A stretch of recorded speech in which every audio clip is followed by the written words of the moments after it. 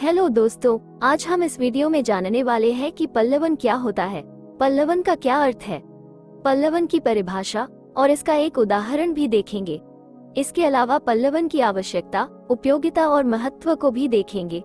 साथ ही पल्लवन करने की विधि और नियम तथा पल्लवन की विशेषता को देखेंगे और अंत में हम पल्लवन और व्याख्या में अंतर को देखेंगे। तो चलिए आगे बढ़ते हैं आज के इस वीडियो में। पल्लवन किसे कहते हैं? पल्लवन का शाब्दिक अर्थ क्या है? पल्लवन का शाब्दिक अर्थ है किसी विषय या विचार का विस्तार। इसके अंतर्गत भाव या विचार का अर्थ स्पष्ट किया जाता है। लेखन की इस क्रिया को हिंदी में पल्लवन कहते हैं तथा वृद्धिकरण, विशदीकरण, संवर्धन, भाव विस्तार आदि पल्लवन के अन्य नाम हैं। जब किसी विचार को कम से कम शब्दों में प्रकट किया जाता है या उसे सूक्तियों के रूप में प्रस्तुत किया जाता है तो उसके अर्थ को ग्रहण करने में कठिनाई होती है। ऐसी स्थिति में इस बात की आवश्यकता होती है कि उन पंक्तियों को व्याख्यायित किया जाए ताकि उन्हें सरलता से समझा जा सके। पल्लवन के अंतर्गत इसी उद्देश्य की पूर्ति की जाती है। अतः पल्लवन को इन शब्दों में परिभाषित किया जा सकता है। किसी सुगठित एवं गुणित विचार या भाव के विचार को पल्लवन कहते हैं। पल्लवन की परिभाषाएं डॉक्टर वासुदेव नंदन प्रसाद के अनुसार किसी सुगठित एवं गुम्फित विचार अथवा भाव के विस्तार को पल्लवन कहते हैं। प्रोफेसर राजेंद्र प्रसाद सिंह के अनुसार पल्लवन का अर्थ होता है पल्लव उत्पन्न करना, अर्थात विषय का विस्तार करना।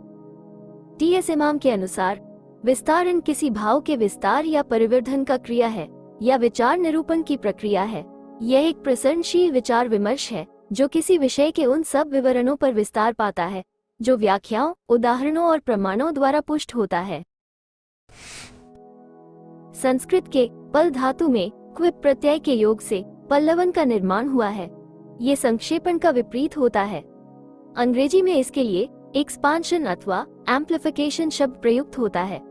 इसमें मूल वाक्य में आए विचार सूत्रों को सही अर्थ में पकड़ने की चेष्टा की जाती है। सामान्यतः इसके अंतर्गत कथन या सूक्तियों को विस्तृत किया जाता है। पल्लवन की उपयोगिता अथवा महत्व। आधुनिक युग में पल्लवन एक विधा के रूप में प्रतिष्ठित हो चुका है। प्रत्येक व्यक्ति की अपनी निजी शैली होती है। उसके भाषा, भाव और विचार उसके व्यक्तित्व के अनुरूप होते हैं। व्यक्तित्व के अनुरूप ही वह अपनी भाषा और साहित्य के अन्य उपकरणों के स्वरूप का निर्धारण करता है। हिंदी के कई महान साहित्यकार ऐसे हुए हैं जो छोटे छोटे वाक्यों को गंभीर भावों और विचारों में निहित कर देते हैं। स्वाधीनता हमारा जन्म सिद्ध अधिकार है। मनुष्य वही है जो मनुष्य के लिए मरे। वीर हृदय युद्ध का नाम सुनकर ही नाचने लगता है आदि ऐसे वाक्य है। इन वाक्यों को समझने के लिए पल्लवन की आवश्यकता होती है। पल्लवन या विशदीकरण के द्वारा ऐसे वाक्यों को समझा जा सकता है। संसार में अनेक ऐसे लेखक और विचारक हैं जो अपने विचार अत्यंत गंभीर शैली में प्रस्तुत करते हैं। उनके द्वारा प्रस्तुत विचारों को आसानी से नहीं समझा जा सकता। उन विचारों का आशय समझने का श्रेष्ठ माध्यम पल्लवन है। संस्कृत के सूत्र ग्रंथों, कारिका ग्रंथों में निहित विचारों का आशय हम पल्लवन के माध्यम से ही समझ पाते हैं। हिंदी साहित्य के अनेक विद्वान आचार्य रामचंद्र शुक्ल, सरदार पूर्ण सिंह, हजारी प्रसाद द्विवेदी एवं अंग्रेजी के विद्वान फ्रांसिस बेकन जैसे लेखकों को हम आज भी नहीं समझ पाते यदि पल्लवन की अवधारणा विकसित नहीं हुई होती। सुगुफित विचारों की गांठ खोलने का माध्यम पल्लवन है। अतः पल्लवन के महत्व एवं उपयोगिता से इनकार नहीं किया जा सकता। उदाहरण के लिए करत करत अभ्यास के जड़मती होत सुजान का भाव पल्लवन ध्यान से पढ़िए। निरंतर अभ्यास से अज्ञानी व्यक्ति भी ज्ञानवान हो सकता है। अभ्यास से व्यक्ति की बुद्धि का विकास होता है और उसकी जानकारी बढ़ती है। अभ्यास के लिए परिश्रम आवश्यक होता है। परिश्रम द्वारा मंदबुद्धि व्यक्ति भी बुद्धिमान हो सकता है। बुद्धि के परिष्कार और संस्कार के लिए लगातार प्रयास करना जरूरी है। ज्ञान की प्राप्ति और बुद्धि को धारदार बनाने के लिए लगातार अभ्यास करना आवश्यक होता है। परीक्षा में वही विद्यार्थी अच्छे अंक पाता है जो लगातार अध्ययनरत रहता है। ज्ञान अपने आप हमारे पास चलकर नहीं आता, बल्कि ज्ञान प्राप्त करने के लिए हमें प्रयास करना पड़ता है। जो जितना अधिक प्रयास और अभ्यास करता है उसके ज्ञान का भंडार उतना ही विस्तृत होता है। आप भी एक अध्याय को जितनी बार पढ़ते हैं वो आपको उतना ही बेहतर समझ में आता जाता है। आप अपनी इकाइयों को जितनी बार दोहराएंगे, आप परीक्षा में उतना ही बेहतर लिख सकेंगे। सचिन तेंदुलकर कैसे बना? जाकिर हुसैन, उस्ताद जाकिर हुसैन कैसे बने? ये सब अभ्यास और रियाज का ही कमाल है। आप भी जितनी मेहनत करेंगे, जीवन में उतने ही सफल होंगे। आपने ध्यान दिया होगा कि भाव पल्लवन में मूल भाव को ग्रहण किया गया है, अर्थात करत करत अभ्यास के जड़मति होत सुजान का मूल भाव है। अभ्यास से अज्ञानी व्यक्ति ज्ञानवान बन सकता है। पल्लवन के नियम। पल्लवन व्यास शैली में होनी चाहिए। पल्लवन में अलंकृत भाषा का प्रयोग नहीं होना चाहिए। भाषा सरल, शुद्ध एवं स्पष्ट होनी चाहिए। पल्लवन लिखने के दौरान वाक्य छोटे होने चाहिए। पल्लवन में दी गई उक्ति पर टीका टिप्पणी नहीं करना चाहिए। दी गई उक्ति को ध्यान पूर्वक पढ़ना चाहिए। मुख्य शब्दों का अर्थ निकालने का प्रयास करना चाहिए। इसका मूल भाव या विचार क्या होगा, या इसके अलावा इसके विस्तार की अन्य दिशाओं पर विचार करना चाहिए। मूल उक्ति या पंक्ति के समांतर अन्य उक्ति या पंक्ति को लिखने का प्रयास करना चाहिए, अर्थात उदाहरण की सहायता से स्पष्ट करना चाहिए। मैं और हम का प्रयोग भूलकर भी नहीं करना चाहिए, अर्थात अन्य पुरुष में लिखना चाहिए। पल्लवन करने से पहले दिए गए वाक्य या युक्ति को अच्छी तरह से समझ लेना चाहिए। सरल शब्दों का ही प्रयोग करना चाहिए। पल्लवन की रचना करते समय ये ध्यान रहे कि पल्लवन के भाव व भाषा की अभिव्यक्ति पूरी तरह स्पष्ट हो, मौलिकता और सरलता भी होना चाहिए। पल्लवन में लघुता तथा भाषा अत्यंत सरल होनी चाहिए। अनावश्यक बातों का विस्तार नहीं करना चाहिए। पल्लवन सामान्यतः अन्य पुरुष में लिखा जाता है। वर्तमान काल व भविष्य काल का प्रयोग पल्लवन में नहीं किया जाना चाहिए। वाक्य सरल व स्पष्ट हो तथा दो अर्थी ना हो। पल्लवन की शब्द सीमा के संदर्भ में यह माना जाता है कि यह विशेषकर परीक्षक की मानसिकता के ऊपर निर्भर करता है कि उसे कितने शब्दों में लिखवाना चाहता है।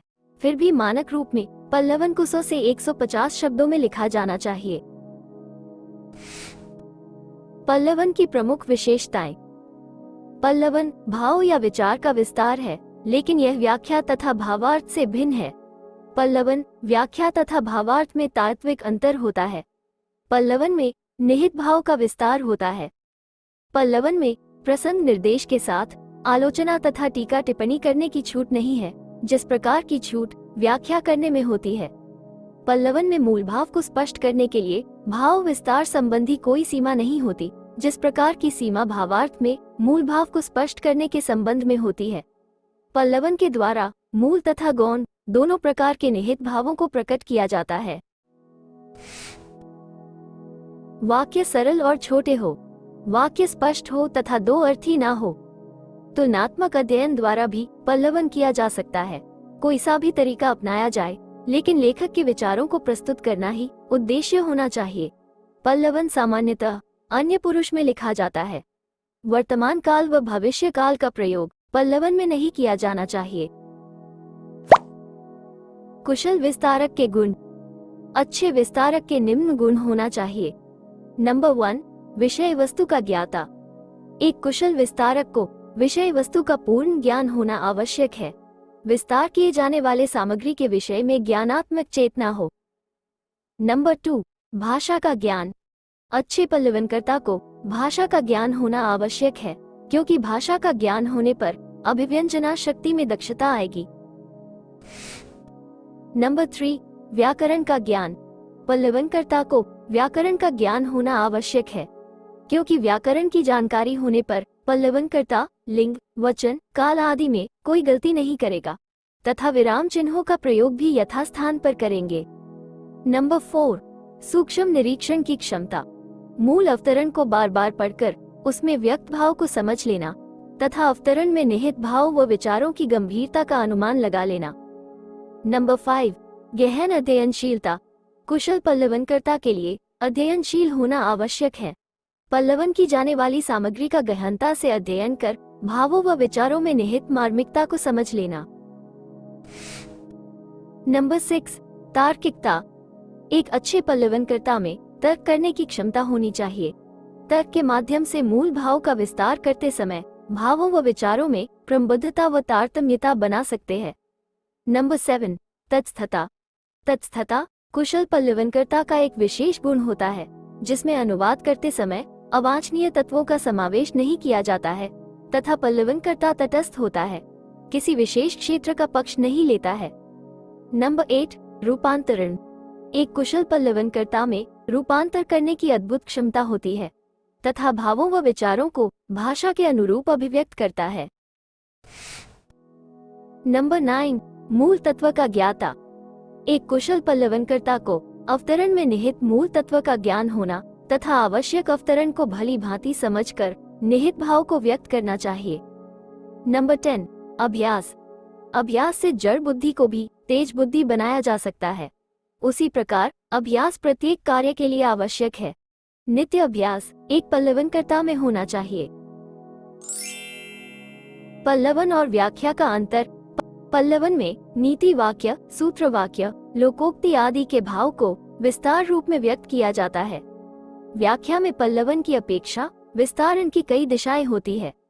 पल्लवन में संबंधित भावों की समीक्षा या आलोचना नहीं की जाती। व्याख्या में मूल भाव के साथ साथ गौण भावों की आलोचना भी की जा सकती है। पल्लवन में विशेष तथ्यों व विचारों को अलग से प्रकाशित नहीं किया जाता, बल्कि पल्लवन में प्रस्तुत वाक्य या विचार का केवल विस्तारण होता है। व्याख्या में विशेष तथ्यों को अलग करके उन पर प्रकाश डाला जा सकता है और व्याख्या में टीका टिप्पणी, सौंदर्य दोष आदि को निहित किया जाता है। पल्लवन के अंतर्गत भाव विस्तारण की प्रक्रिया चलती है। व्याख्या के अंतर्गत प्रारंभ में मूल भावों अथवा विचारों का सामान्य अर्थ प्रस्तुत किया जाता है। पल्लवन और निबंध में अंतर। पल्लवन में निबंध की अपेक्षा अत्यंत सीमित और सारगर्भित होता है।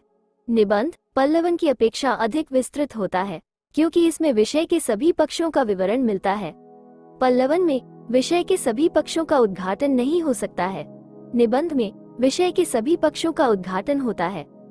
पल्लवन का ढांचा निबंध की अपेक्षा छोटा होता है और इसमें लेखक के व्यक्तित्व की झलक की संभावना नहीं होती है। निबंध में लेखक का व्यक्तित्व किसी न किसी रूप में झलकता हुआ दिखाई देता है। पल्लवन प्रायः किसी लेखक की प्रसिद्ध पंक्ति, लोकोक्ति, सूक्ति अथवा सूत्र वाक्य आदि पर लिखा जाता है। निबंध में किसी विचार बिंदु का विस्तार कल्पना, प्रतिभा और मौलिकता के आधार पर किया जाता है। पल्लवन और संक्षेपण में अंतर। डॉक्टर नरेश मिश्र ने पल्लवन की परिभाषा देते हुए कहा है कि किसी सूत्रात्मक वाक्य को साधारण व्यक्ति के लिए बोधगम्य बनाने हेतु किए जाने वाले विस्तार को पल्लवन कहते हैं। डॉक्टर नरेश मिश्र ने संक्षेपण की परिभाषा देते हुए कहा है कि संक्षेपण वास्तव में कम से कम शब्दों में लिखी गई स्वतः पूर्ण रचना होती है।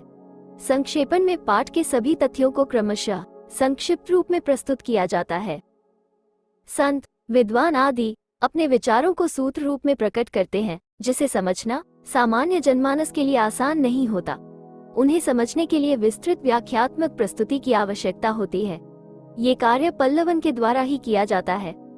समय के अभाव तथा व्यस्तता के कारण मानव अपने प्रत्येक कार्य को शीघ्रता से करना चाहता है, जिससे उसका समय व शक्ति दोनों का बचाव हो सके, और इस कार्य में संक्षेपण मानव की बहुत सहायता करता है।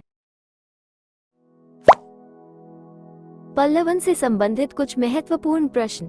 प्रश्न 1, पल्लवन की परिभाषा लिखते हुए पल्लवन के महत्व एवं उपयोगिता को समझाइए। प्रश्न 2, पल्लवन का अर्थ स्पष्ट करते हुए उसकी आवश्यकता को समझाइए तथा एक उदाहरण भी दीजिए। प्रश्न 3, पल्लवन की विधि अथवा नियम का सविस्तार वर्णन कीजिए। प्रश्न 4, पल्लवन को स्पष्ट करते हुए पल्लवन की विशेषताओं को समझाइए। प्रश्न 5, कुशल विस्तारक के गुणों की विवेचना कीजिए। प्रश्न 6, पल्लवन और व्याख्या अथवा भावार्थ में अंतर लिखिए। प्रश्न 7, पल्लवन और संक्षेपण में अंतर स्पष्ट कीजिए। ये सभी क्वेश्चन बहुत ही सरल और महत्वपूर्ण है। इन सभी प्रश्नों का उत्तर आपको इस वीडियो में मिल ही गया होगा। एक और इम्पोर्टेंट पॉइंट ये है कि पल्लवन का नियम और विधि दोनों एक ही पॉइंट होते हैं। यदि प्रश्न में इसकी विधि पूछा जाए तो आप इसके नियम को लिख सकते हैं। इसी प्रकार पल्लवन की आवश्यकता पूछे जाने पर आप पल्लवन की उपयोगिता और महत्व को लिख सकते हैं। पल्लवन के कुछ महत्वपूर्ण उदाहरण।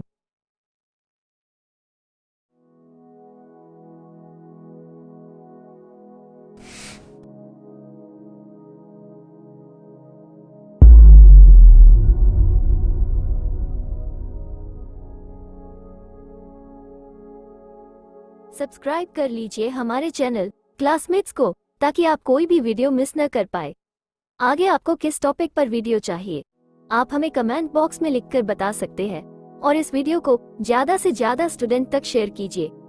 तब तक के लिए रखिए अपना ख्याल। मिलते हैं नेक्स्ट वीडियो में। जय हिंद।